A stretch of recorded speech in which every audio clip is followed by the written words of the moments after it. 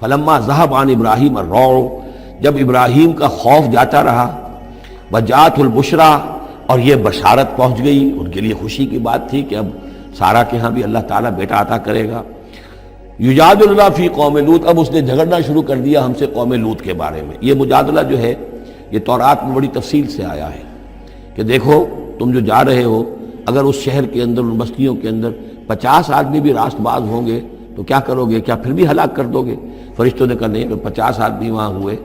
اگر راست باز ہوئے تو ہم ہلاک نہیں کریں گے۔ اچھا دیکھو، میری کوئی حیثیت نہیں ہے، میں بہت ناچیز ہوں، لیکن میں پھر جرأت کرتا ہوں، میں اللہ سے عرض کرتا ہوں کہ اچھا ہو سکتا ہے 40 ہوں وہاں پر،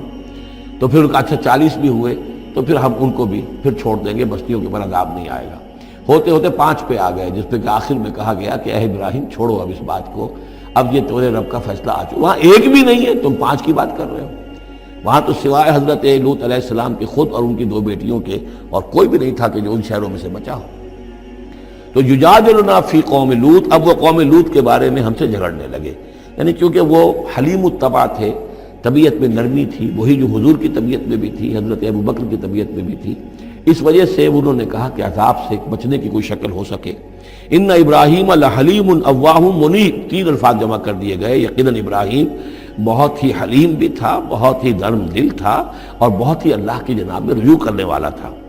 یا ابراہیم عارضا ھذا، تو اب کہا گیا ان سے کہ ابراہیم اب چھوڑیے، اب اس بات سے آپ ذرا قطع تعلق کیجئے۔ انہ قد جاء امر ربک، یہ تو اب آپ کے رب کا فیصلہ آ چکا ہے۔ وانہم آتیہم عذاب غیر مردود، اب ان پر وہ عذاب آ کر ہی رہے گا جسے لوٹایا نہیں جا سکے گا۔ ولما جاءت رسلنا لوطا سیء بہم ضاق بہم ذرعا، تو جب آئے ہمارے یہ فرشتادے بھیجے ہوئے، ہمارے یہ پیغامبر، یہ فرشتے لوط کے پاس، سیء بہم، کہ وہاں پر یہ بھیجے گئے تھے بہت خوبصورت لڑکوں کی شکل میں، اور ان کے ہاں جو تھا معاملہ، آپ کو معلوم ہے کہ جو عبرت پرستی ان کے ہاں تھی اور جو سوڈمی تھی، تو یہ لڑکے خوبصورت آ گئے تو اس قوم کے لیے، تو ان کے لیے جشن ہو گیا کہ ہمارے لیے شکار آ گئے ہیں بہت اچھے، لوط کے ہاں بڑے عمدہ شکار پہنچے ہیں، لہذا وہ سب غول کے غول اب آ رہے ہیں، حضرت لوط علیہ السلام کے گھر پر چڑھائی کر رہے ہیں۔ تو جب ہمارے یہ فرشتادہ، ہمارے یہ جو نوجوان لڑکوں کی شکل میں جن کو بھیجا گیا تھا فرشتوں کو، جب پہنچے حضرت لوط کے پاس سیء بہم، وہ ان کو دیکھ کر بہت غمگین ہوا کہ یہ بڑا میرے لیے، وضاق بہم ذرعا، ان کا دل بڑا تنگ ہوا، وقال ھذا یوم عصیب، اور انہوں نے کہا میرے لیے بڑا سختی کا دن آ گیا ہے، میرے پاس اتنی طاقت نہیں ہے کہ میں ان بدبختوں کا مقابلہ کر سکوں، اپنے ان مہمانوں کو ان کی دست برد سے میں بچا سکوں۔ اور وہ لوگ جو ہیں جانتے تھے جس قسم کی خبیث ان کی تباہی ہو چکی تھی کہ وہ کسی اپیل اور کسی دلیل سے بعد آنے والے نہیں ہیں، تو اس سے ان کے دل کے اندر جو ہے وہ ایک عجیب کیفیت پیدا ہوئی۔ سیء بہم وضاق بہم ذرعا وقال ھذا یوم عصیب وجاءہ قومہ یہرعون الیہ، اور اب آئی اس کی قوم اس کے پاس والہانہ دوڑتی ہوئی، بڑے خوشی سے ناچتے ہوئے آ رہے ہیں کہ آج تو ہمارے لیے جو ہے وہ بہت ہی عمدہ شکار پہنچ گیا ہے۔ ومن قبل كانوا يعملون السيئات، وہ پہلے ہی سے ان گندے کاموں کے اندر ملوث تھے۔ قال یا قوم هؤلاء بناتی هن اطہر لكم، حضرت لوط نے فرمایا کہ دیکھو میری قوم کے لوگوں، میری بیٹیاں موجود ہیں، وہ تمہارے لیے بہت پاکیزہ ہیں۔ اس کے 2 معنی کیے گئے، ایک تو یہ کہ بیٹیوں سے مراد ہے کہ جو تمہاری بیویاں ہیں وہ میری بیٹیوں کے مانند ہیں۔ نبی جو ہوتا ہے وہ گویا کہ قوم کے لیے والد کی جگہ ہے، جیسے کہ قرآن مجید میں وازواجہ امہاتہم، حضور کی تمام ازواج جو ہیں وہ پوری امت کے لیے ماؤں کے درجے میں ہیں، تو گویا کہ یہ میری بیٹیاں ہیں، اللہ نے تمہارے لیے ان کو پیدا کیا ہے، تمہارے لیے جوڑا بنایا ہے، وہ پاک جو ہے تمہارے لیے راستہ، اپنی شہوت کی کے تقاضے کو پورا کرنے کے لیے صحیح راستہ اس کو چھوڑ کر، اور یہ بھی ہو سکتا ہے کہ انہوں نے اپنی بیٹیوں ہی کو پیش کیا ہو کہ تمہیں اگر کرنا ہی ہے تو نکاح کر لو، میں اپنی بیٹیاں تمہیں نکاح میں دینے کو تیار ہوں، لیکن میرے جو یہ مہمان ہیں ان کے بارے میں مجھے رسوا نہ کرو۔ قال یا قوم هؤلاء بناتی هن اطہر لكم فاتقوا الله ولا تخزون فی ضیفی، تو اللہ کا خوف کرو اور دیکھو مجھے میرے مہمانوں کے معاملے میں رسوا مت کرو۔ الیس منکم رجل رشید، کیا تم میں کوئی ایک آدمی بھی شریف اور کوئی ایک آدمی بھی نیک چلن نہیں رہا؟ یعنی کوئی تو تم میں سے ایسا نکل آتا جو میرا ساتھ دیتا، جو میری ہاں میں ہاں ملاتا، تم میں تو معلوم ہوتا ہے کہ کوئی ایک شخص بھی شریف النفس باقی نہیں رہا۔ قالوا لقد علمت ما لنا فی بناتک من حق، انہوں نے کہا کہ اے لوط تمہیں خوب معلوم ہے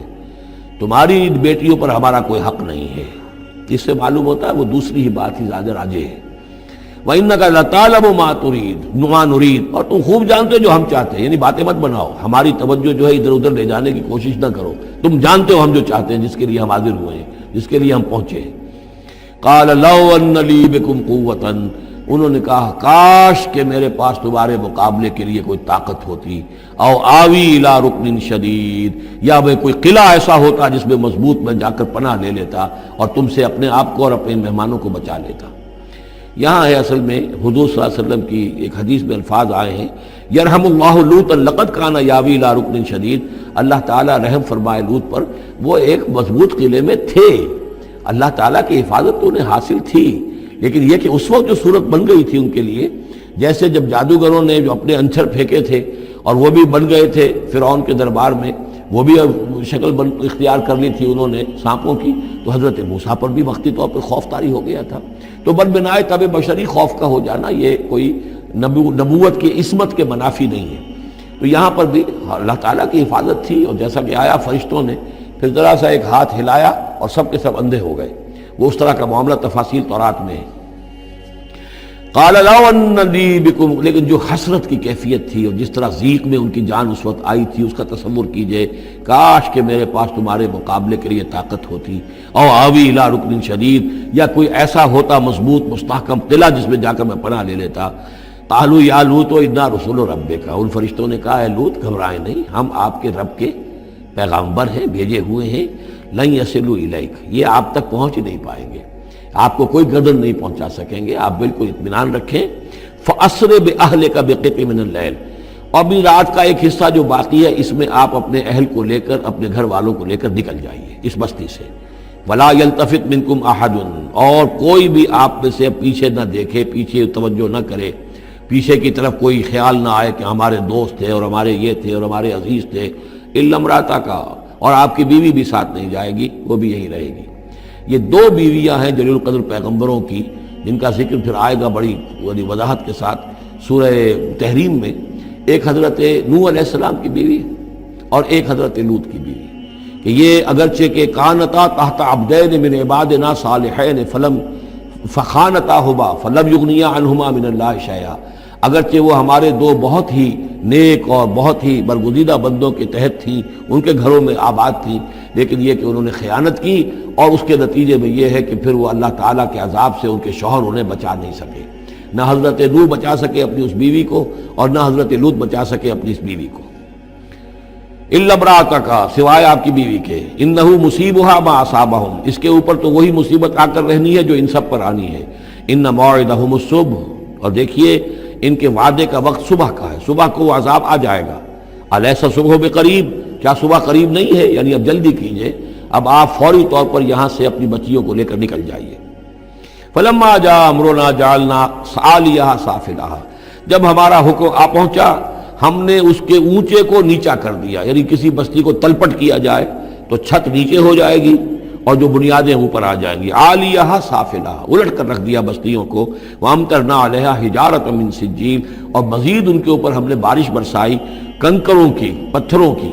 یعنی یہ کہ ایک طرف تو یہ کہ کچھ زلزلہ آیا یا کچھ اور زمین میں دھماکہ ہوا، ایکسپلوژن ہوا جس سے وہ بستیاں الٹ گئیں، اور اس کے بعد یہ ہے کہ آسمان سے پھر بارش ہوئی ہے ان پر سجیل۔ یہ سجیل اصل میں فارسی کا لفظ ہے سنگ گل، سنگ گل یعنی یہ کہ مٹی جو ہے اگر کسی صحرا کے اندر تھوڑی سی پھوار پڑے اور زیادہ تیز بارش نہ ہو تو وہ ہر قطرے کے ساتھ تھوڑی سی مٹی مل کر وہ ایک چھوٹا سا دانہ بنتا ہے، اور وہ پھر دھوپ جب پڑتی ہے تو وہ پھر پک جاتا ہے، جیسے کہ کہیں آپ اینٹیں پکاتے ہیں اپنے بھٹیوں کے اندر، یہ پھر کہلاتی ہے سنگ گل، یعنی یہ پتھر تو ہے لیکن یہ پتھر نہیں ہے، یہ مٹی کے بنے ہوئے پتھر ہیں، کنکر ہیں۔ ان کنکروں کی بارش ہوئی جس کے اندر کہ اس کو بالکل دفن کر دیا گیا ان دونوں شہروں کو۔ منضود، تہ بر تہ، وہ جو بارش ہو رہی تھی کنکروں کی تہ بر تہ، مسومۃ عند ربک، اور وہ نشان زد تھے تیرے رب کی طرف سے، یعنی ہر ایک کے لیے معلوم تھا کہ کس کو کون سا پتھر لگنا ہے اور کون سا جو شخص ہے اس کی ہلاکت کس کے ذریعے سے ہونی ہے۔ وما ہی من الظالمین ببعید، اور یہ ان ظالموں سے کچھ زیادہ دور نہیں ہے، یعنی جو مشرکین مکہ ہیں، جو قریش ہیں اور عرب کے جو مشرک ہیں، ان سے یہ بستیاں کوئی دور تو نہیں ہیں، اس لیے کہ یہ جب جاتے تھے فلسطین کی طرف اپنے قافلے لے کر تو یہاں سے گزرتے تھے۔ قوم سمود کا مسکن بھی ان کے راستے میں آتے تھے، قوم مدین کا علاقہ بھی ان کے راستے میں آتا تھا، پھر یہ عمورہ اور صدوم کی بستیوں کے جو ہے یہ بھی کچھ ان کے جو آثار باقی رہ گئے تھے وہ بھی آتے تھے۔ وَلُوطًا، اور ہم نے بھیجا تھا لوط کو، اذ قال لقومہ، جب کہ انہوں نے کہا تھا اپنی قوم سے، اتاتون الفاحشۃ وانتم تبصرون، کیا تم دیکھتے ہوئے فحش کا حرکت کا ارتکاب کرتے ہو؟ یعنی یہ بھی معلوم ہوتا ہے کہ ان کے ہاں یہ مسئلہ اس درجے گندگی کو پہنچ گیا تھا کہ علی الاعلان مجلس کے اندر یہ حرکتیں کرتے تھے۔ اَإِنَّكُمْ لَتَأْتُونَ الرِّجَالَ شَهْوَةً فِي دُونِ النِّسَاءِ، کیا تم مردوں کی طرح رخ کرتے ہو شہوت کے ساتھ عورتوں کو چھوڑ کر؟ بل انتم قوم تجہلون، لیکن تم تو واقعتاً یہ کہ بہت ہی جہالت میں مبتلا ہو چکے ہو۔ فما کان جواب قومہ، تو نہیں تھا اس کی قوم کا جواب، الا ان قالوا، مگر یہ کہ انہوں نے کہا، اخرجوا آل لوط من قریتکم، نکال باہر کرو لوط والوں کو، لوط کے گھر والوں کو اپنے شہر سے، انہم اناس یتطہرون، یہ تو بڑے پاک باز لوگ ہیں، بڑے طہارت اور بڑی پاکیزگی رکھنے والے لوگ ہیں۔ فانجیناہ واہلہ، تو ہم نے نجات دی اس کو اور اس کے گھر والوں کو، الا امرأتہ، سوائے اس کی بیوی کے، قدرناہا من الغابرین، یہ ہم نے مقرر کر دیا تھا کہ وہ پیچھے رہنے والوں میں ہوگی۔ وامطرنا علیہم مطرا، اور ہم نے ان پر ایک بارش برسائی، فساء مطر المنذرین، تو بہت ہی بری بارش تھی وہ کہ جو ان لوگوں پر برسائی گئی کہ جن کو خبردار کر دیا گیا تھا۔